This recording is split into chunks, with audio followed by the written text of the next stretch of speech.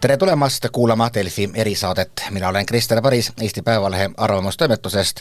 Minu vastas istub Roman Starapopov Rusdelfist ja minu vastas ekraani peal on Jaanika Merilo, siis MTÜ Heroim Slava asutaja ning juht, ehk siis väga tihedasti Ukrainaga kokku puutuv inimene. Ehk siis räägime sellest, mis on praegu käimas sõjas tervikuna. Ma mõtlesin, et alustaks kalambuuriga, et täna väga hea päev. Täna nimelt hakkasid kehtima USA sanktsioonid Venemaa naftahiidudele, mis on nagu päris tõsine samm Ühendriikide administratsiooni poolt. Aga see pole mitte see, millest maailm täna räägib, vaid ikkagi USA poolt meediasse lekitatud rahuplaanist, mille olemasolu nüüd on kinnitanud ka siis Ukraina pool ja mida USA nüüd juba ametlikult nimetab väga heaks plaaniks ja mida Euroopa üldised analüütikud nimetavad selliseks kapitulatsiooniaktiks, et mis seal täpsemalt kirjas on nii palju juba kirjeldatud, aga põhimõtteliselt territooriumite äraandmine ja väga suur hulk tegelikult suveräänsuse kaotust. Kõigepealt, Jaanika, sinul on olnud ju nüüd küll võimalus vaadata, missugused on olnud Ukraina-poolsed reaktsioonid. Kas peale selliste väljendite, et absurdne ja vastuvõetamatu, on seal üldse midagi kosta? Ja, tere päevast. Võib-olla on tegemist siis jälle sellise Trumpi läbirääkimistega, et alustame selliste maksimaalselt ühe poole nurka surumisega ja vaatame, kuidas ta reageerib. Juhul, kui need punktid, mis on siis meediasse lekkinud, on tõesti need punktid, mis on ka välja pakutud Ameerika Ühendriikide poolt. See on üsna ebaproportsionaalne selles mõttes, et kaldu paraku agressori suunas väga selgelt ja täis ka väga vastuolulisi punkte. Et siis sisuliselt agressiooni mitte ainult et tunnustata ja tunnistata, vaid ka kuigivõrd premeeritakse, ehk siis Venemaa võiks jätta enda kontrolli alla vallutatud alad. Lisaks peaks Venemaa tagasi tooma maailma majandusse ja tagasi integreeritama. Lisaks veel seatakse Ukrainale piirangud, mida varem ei olnud, isegi Minski lepingutega ei seatud Ukrainale selliseid piiranguid. Et see on nagu Ukraina meelest ka selline tõesti absurdne, aga selge on see, et Ukraina edasi hakkab ikkagi läbi rääkima ja maha tõmbama neid punkte, mis ei ole vastuvõetavad. Ja punkte on sealt maha tõmmata väga palju, kuni selleni välja näiteks, et süüdlaste üle kohut mõista ei või, kõik pääsevad puhtalt, et kindlasti sellised punktid lähevad esimesena nimekirjast maha ja Ukrainal ongi see pigem järjekordne nimekiri, mille üle läbi rääkida, aga mida vastu võtta ei ole võimalik. Roman, sa oled kindlasti kursis ka umbeste meeleoludega, mis valitsevad ka Ukraina sõjaväelaste seas, et üks argumente, mida käidi välja maailma meedias just nimelt neid samu ettepanekuid kommenteerides, oli see, et Ukraina ongi praegu nõrgas positsioonis. Üks on see korruptsiooniskandaal, mille juurde me tuleme tagasi, aga teine on ka see, et ikkagi Venemaa on saavutamas justkui võite rindel, ning tõepoolest olukord rindel on raske.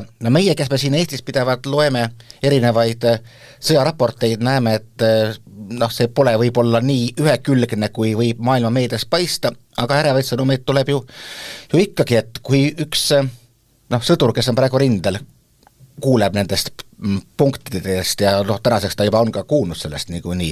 Mis tunde see tekitab? Mina olin umbes 1,5 kuud tagasi Ukrainas, rääkisin muidugi sõjaväelastega. Nad ei usu, et tuleb rahu.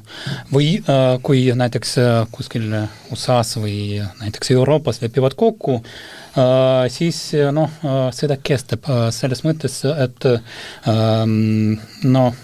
nad kõik me mäletame ja sõdurid mäletavad, et mis oli 10 aastat tagasi, olid Minski rahuplaanid ja ükskõik Venemaa tulistab, et ühe hetkega seda ei lõppe.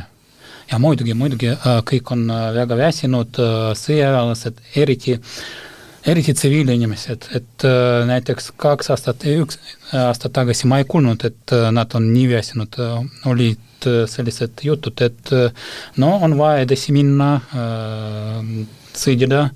Praegu kõik tuttavad räägivad, et on vaja lõpetada oleme väsinud. Mehed, kes ei ole rindel, on väsinud. Nad kardavad, et tuleb TCK, see on sõjakomissariaat.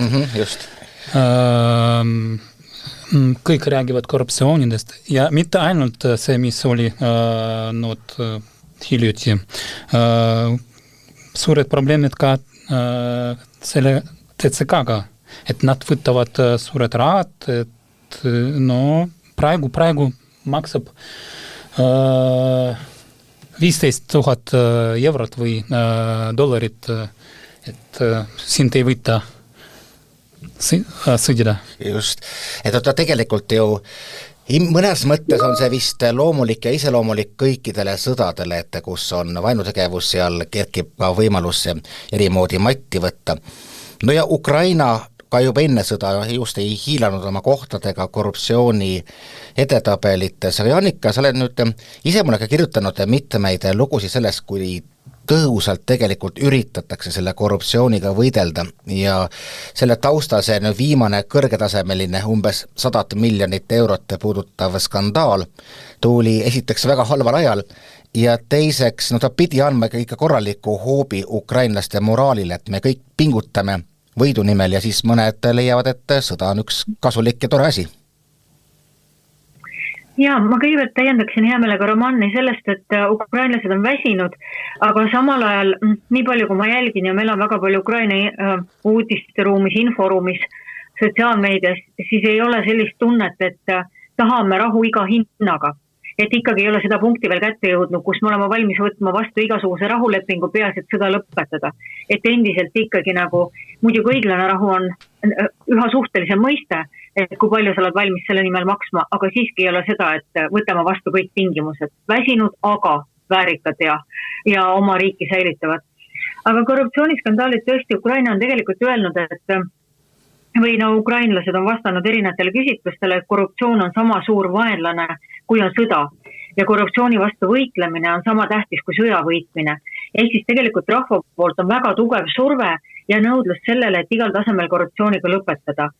Ja seda, viimase aja skandaalid muidugi mõjuvad demotiveerivalt ja üldine meeleolu on selline, et kui on vaja, tuleme jälle plakatitega tänavatele, nagu oli suvel, õiguskaitseorganid peavad ilma mingi surveta edasi töötama, kuna selleks ongi loodud Ukrainas ju alternatiivsed kõrgema korruptsiooniga tegelevad organid.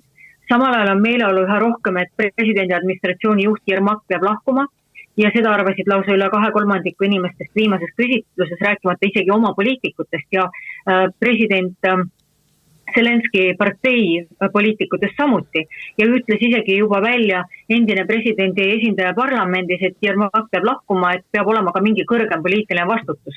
Et selge, et sõja ajal presidendi valimised ei toimu ja otseselt ka presidendi tagasiastumist ei nõuta, küll aga ei piisa sellest, et astuvad ka tagasi 2 ministrit, vaid seekord on vaja palju jõulisemalt sekkuda.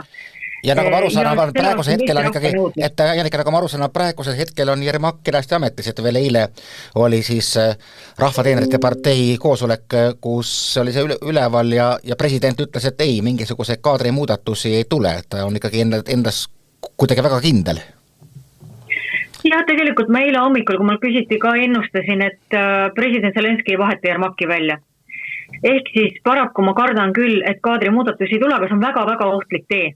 Ehk siis tegelikult praegu on veel võimalused nii-öelda tulla sellele nõudlusele vastu, loobuda teatud isikutest ja võtta maha ühiskondlikud pinged. Kui need pingeid maha ei võtta, nad eskaleeruvad ja sõja ajal on see väga-väga ohtlik, et tegelikult sellega, et ta ei vaheta välja oma võtmeisikuid, see on väga ohtlik ja libe tee. Ja nii tema kui ka riigi suhtes. Roman, kui sa räägid inimestega kuskil Kiievis kaugemal, kui kasus päris rindel, aga ütleme seal, kus sellised võimumängud paistavad läbi televiisori ja uudistekanalite, kui palju inimesed räägivad poliitikast, on just selliste asja, mis taaskord on pea vist kõikides sõdades, aga see, kui ta ületab mingisuguse piiri, on see väga ohtlik, eks siis sõdur tunneb, et tema selja taga pole mina mitte kedagi. Rääkisin inimestega, sõbrad mul on Harkivis ja Kiivis, see on nii-öelda, kus valdab vene keel vene keel. Mida nemad räägivad, et nad ei loe üldse uudiseid. Minu sõbrad, mis toimub, mis räägib ametlik meedia, nad loevad Telegram-kanaalid ja teevad mingeid otsuseid, millest nad räägivad. Ma olen ületanud, et inimesed Odessas ja Harkivis hakkasid rääkima, et umbes 50 aasta pärast hakkame sõbraks Venemaaga. See oli 1,5 kuu tagasi. Käib jutt juba sellest, aga ma kordan, et see on minu näide, see on minu sõbrad, mitte kõik räägivad sellest. Nad ei usu, mis räägib ametlik meedia, et kuna see nende ametlik telemarafon või kuidas öelda. No ja see samane, ütleme siis, räägime siis inimestele lahti, et see on siis selline teleprogramm, mis vist jätkuvalt tuleb kõikidel telekanalitel ühesugune uudiste sisu ja siis, et on põhimõtteliselt infomonopol ikkagi. Näiteks korruptsioonist nad otseselt ei räägi, nad mainisid, eile rääkisin politoloogiga, et nad mainisid, aga otseselt ei räägi sellest. Mis inimesed veel räägivad, et otseselt sama nagu sõdurid, et kohe see kõik ei lõppe. Ja nad ei tea, mis teha edasi. Just nimelt, et osad ju ilmselt ka lahkuvad välismaale, me hiljuti kuulsime, Saksamaa kurtis, et tuleb liiga palju mehi Ukrainast nüüd üle sinna poole. Ja probleemid tekivad kohalikud, Odessas sellest räägivad mehed, eriti naised, et nende, kuna nad tihti käivad Euroopas, eriti Poolas ja probleemid tekivad, poolakad on väsinud. Kõik oleme sõjast väsinud ja selle mõttes oli nagu huvitav oli ajastus, kuidas see rahuplaan USA-st siis lekitati meedias, et just nagu Ukraina sellisel nõrkuse hetkel, rindel vist ei lähe kõige paremini, ega ju ei tea, sõjaudu ikkagi, aga see korruptsiooniskandaal ilmselgelt on pannud riigi juhtkonna surve alla. Jaanika, sa oled ikka hästi palju järginud seda võitlust seal korruptsiooniga, et need samad kaks organit, mille võimu täius taheti suvel kõvasti kärpida, mis rahva survel ja ma arvan, et isegi mitte rahva, vaid ka rahvusvahelise üldsuse survel lõpuks siis ikkagi said oma võimutäiuse tagasi, et nad nagu pingutavad, teevad oma tööd, aga kui me paneme nagu mõõtkavadesse, ühe pool on Koljat, teise pool siis Taavet, et kui palju kordi on üks teisest suurem? Praegu ongi väga tähtis see, et me ise ei annaks alla ja ei teeks järgi andmiseid Ukraina rahvavõitluses. Ehk siis vahepeal on ka Euroopas kuulda neid meeleolusid, et praegu on ju sõda, et nad ei peagi kõiki tingimusi täitma, kõik ei õnnestugi, eraldame neile rahastust ikkagi, küll nad pärast teevad, et tegelikult väga ootavad ukrainlased seda, et ka meie aitaks survestada tipp-poliitikuid selles, et korruptsiooni vastu tuleb võidelda ka sõja ajal. Ja olid huvitav plakatid siis, kui noored olid väljas suvel ja üks plakat jäi mulle meelde, kus oli suurelt kirjas, et sõda ei ole indulgents. Et meie ei tohi ka anda indulgentsi, vaid Euroopa peab nõudma, et iga kord, kui me eraldame rahastust, on tehtud teatud reformid, mis on nimekirjana kirjas, mis on ka korruptsioonivastaste agentuuride toetamine, ehk siis prokuratuur ja uurimisorganid ja kohus.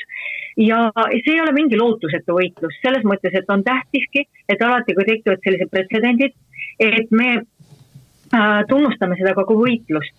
Et ei jääks kõlama seda tooni nagu, et Ukraina on läbi ja lõhti korrupeerunud ja iga sellise uue juhtumiga me rõhutame ainult seda, et Ukraina on korrupeerunud. Tunnustame ka võitlust. Et nad julgeks ikka võidelda ja julgeksid selle võitlusega avalikkusele tulla. Et tunnustama ka seda, et on teatud edusamme selles võitluses ja selline tippkorruptsioon, see on edusamm ka, et tegelikult peab julgestama ja võimestama ja see on võimalik, loomulikult on võidelda, aga me peame ka survestama seda, et see võitlus oleks süsteemne järjekindel ja et oleks organisatsioonid, kes julgevad, tahavad ja suudavad ja keda me tunnustama ja võimestame. On organisatsioonid, kes pingutavad, et kuidas see päriselt välja näeb, et kas Aga see jõuab ikka heidutuseni, ehk siis süüdimõistmised ja muud on taolisel tasemel, et on näha, et see töö kannab vilja või lihtsalt ühed organisatsioonid küll võimlevad ja teised heidavad peenikest naeru, kui väga vaja, siis põgeneva piiri teha. Tead veel ei tea. Ja selles mõttes on praegune korruptsioonijuhtum just väga-väga ilmestav, et mis siis hakkab edasi toimuma juhul, kui nii tipptasemel hakatakse võitlema. Vanasti oli võib-olla aastatel 14-15 oli selline väljend, et Ukraina korruptsioon on nagu kalapüük Discovery Channelis, püütakse kinni, lastakse lahti. Et nüüd on tähtis, et see ei oleks nagu kalapüük Discovery's enam, vaid püütakse kinni, ehk siis on juba ju ka endine asepeaminister praegu vangistuses, et kui see kohtuotsus tõesti on süüdi mõistev ja jõustub, et on ka tipptaseme pretsedendid, kus inimesed tõesti lähevad vangi selle eest, et see on suures mahus korruptsioon. Ja sellepärast on praegune juhtum, mis on, nimetatakse nii-öelda Mindishgate'iks või operatsiooniks Midas, et see on selline väga nii-öelda lakmuspaber, mis näitab, et kas on võitlus võitluse pärast või siis on võitlus tulemusega. Üks inimene, kes käis nendest läbi, teda pole milleski otseselt vist süüdistatud, on Rustam Umerov, kes on siis praegu riikliku julgeoleku ja kaitsenõukogu sekretär, kes oli vist võimalik, et esimene ukrainlane, kes nägi ka praegu lauale pandud rahuplaani ja siis juba meediasse lekitati väiteid, kuidas tema oli mitmete punktidega sellest nõustunud. Väga segane lugu. Nüüd ta ütleb, et millegagi ta seal otseselt, mitte millelegi ta heakskiitu seal ei andnud ja muuhulgas käidi läbi nagu viited, et tema oli umbes tee, kes tahtis panna sisse sellist amnestia punkti kõikidele sõja ajal tehtud kuritegudele. Et oskad sa nagu lähemalt rääkida, mis roll on mehel, kes väidetavalt ikkagi just nagu osales natukene selle rahuplaani koostamises või siis ei osalenud, ega täpselt ei oska ju rohkemat öelda, kui on sõnade vastu? Ja see punkt, mida sa mainid tegelikult ju iseenesest sees ka on, see on 26. punktina on täielik amnestia sõja ajal toimunud tegevusele, kaasa arvatud kuritegudele, et ma ei tea, kes selle autor on, aga punkt seal igal juhul on. Aga ega väga raske on öelda, et kes on võtmeisik olnud, ma arvan endiselt, et Zelenskil on selles mõttes väga palju ainuvõimu ja otsustusõigust läbirääkimistel ka. Aga tõesti nendelt lintidelt käis läbi ka praegu julgeolekunõukogu juht Rustam Umerov, käis läbi küll nii-öelda mööda minnes ja kontekstis kaitsejõudude ostud või hanked ja teemal kuulivestid. Kuuliveste küll lõpuks ei tarnitud, kuna sõjaväelased ütlesid, et nad on nii halva kvaliteediga, et vastu me neid ei võta, nii et tehing jäi pooleli. Aga ma kahtlustan küll, et tegelikult need lindid, mis praegu avaldati, on alles algus. Et keegi võrdles seda paraku sellise seriaaliga, et ma kardan, et see oli esimene osa ja mitu osa on veel tulemas.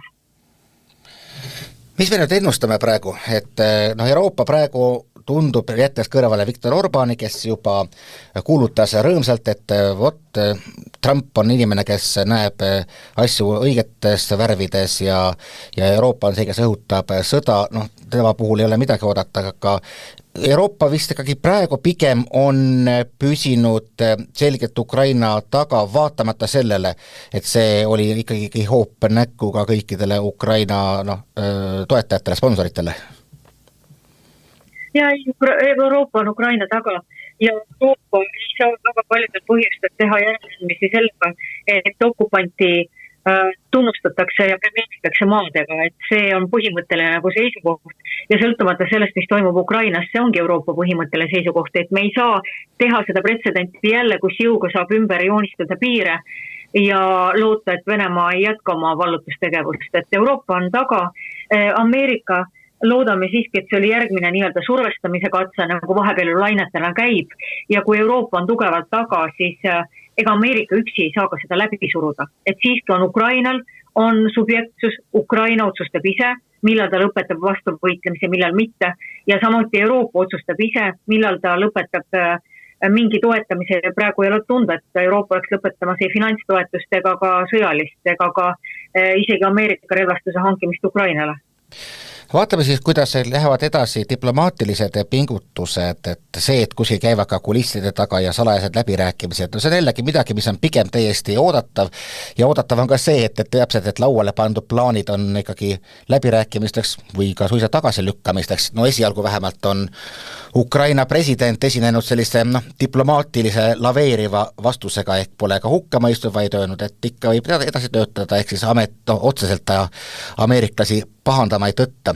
Aga tõmbaks praegu otsad kokku kahe sellise nagu inimliku teemaga, et kõigepealt Roman, me näeme, et jällegi ründab Venemaa talve eel just nimelt energia infrastruktuuri ja kui tuleb külm talv, on sellel ikkagi väga tõsised tagajärjed potentsiaalselt. Eelmised paar talve on möödunud nii, et ikkagi elati üle, aga ilmselgelt on see tohutult frustreeriv, et kui sa vaatad, et kogu sellest väsimusest, kui suur osa on ka sellele, et pidevalt on pime ja võib-olla ka külm? Ja ma rääkisin sellest ukrainlastega, näiteks eelmine aasta oli enam-vähem, aga sellel aastal nad ootavad suured, nad arvavad, et tulevad suured probleemid nagu esimesel aastal, sest praegu suured probleemid elektrijaamadega, eriti väikeses linnades, näiteks Harkiv on suur linn, Harkivis suured probleemid pommitavad iga päev. Odessa elanikud rääkisid, et nüüd venelased pommitavad mitte linn, aga lähedal. Siis tähendab elektrijaamad. Kõik arvavad, et tuleb raske sellel talvel. Jaanika, sul on üks küsimus väga isiklikul teemal, ehk siis sinu MTÜ Herojem Slava on tegelenud sellega, et tuua tagasi Venemaale röövitud Ukraina lapsi, mille eest on muulgas esitanud rahvusvaheline kriminaalkohus ka ühe süüdistuse Venemaa juhtidele. Ega nende saatuse kohta vist selles plaanis polnud üldsegi juttu, et jäävadki kuskile, kui juhtumisi peaks see plaan mingil kujul jõusse minema, jäävadki Venemaale? Tead, nii hull see siiski ei ole. Et seal on selle punkt 24, kus on öeldud, et kõik tsiviilvangid, kaasa arvatud lapsed, peab tagasi toodama. Aga siis on muidugi küsimus see, et kui paljudest lastest meil on reaalselt info, et nad on Venemaale välja viidud, eriti okupeeritud territooriumitest, et kas Venemaa on ka valmis neid nimekirjasid andma ja kas meil on ka näiteks info, kes on Mariupolist välja viidud või nii edasi. Aga praegu tõesti, isegi sel hetkel, kui me räägime praegu või teeme seda eetrit, siis on Herojem Slava kaasasõptaja Jaak Ennuste teel bussiga Ukraina poole, mille ta annab üle organisatsioonile Ukraina SOS Lasteküla, kes hakkabki käima selle bussiga okupeeritud territooriumite juures ära tooma lapsi nii palju kui võimalik. Mitte ainult neid, kes on ära viidud Venemaale, vaid ka neid, kes elavad okupeeritud aladel, sest seal on ju samasugune venestamine. Ja ei tasu unustada, et 1,6 miljonit last on tegelikult praegu okupeeritud territooriumitel, mis tähendab, et nad käivad vene koolides, neil on vene propaganda, neil on vene keel, vene surve, samamoodi nagu nende identiteedi kustutamine.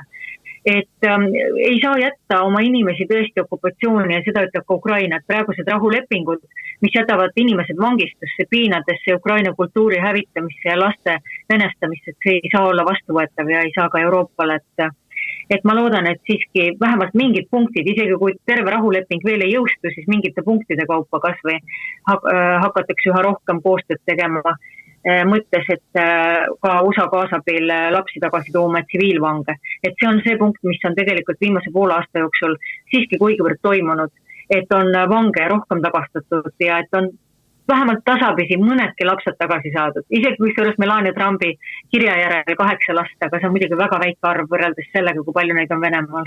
Oskad sa meile mingisuguse mõõtkava kavanda, see 1,6 miljonit elab okupeeritud territooriumitel, aga umbes need, keda võikski püüda kuskilt sealt päris Venemaalt tagasi saada? 22 000 on identifitseeritud, ehk siis teada nimepidi, nägupidi ja faktiliselt, et nad on Venemaal. Päris jubedad mastaabid. No igal juhul oleme praegu hetkel siis kogu selles sõjas jälle nagu punktis, mida me siin ise vaataksime sellise mõõnana, vahest siis tuleb jälle mõned päevad hiljem ka paremaid uudiseid. Igal juhul praegu on diplomaatidel, mida närida ja ukrainlastel veel vastu pidada ja eurooplastel teda toetada.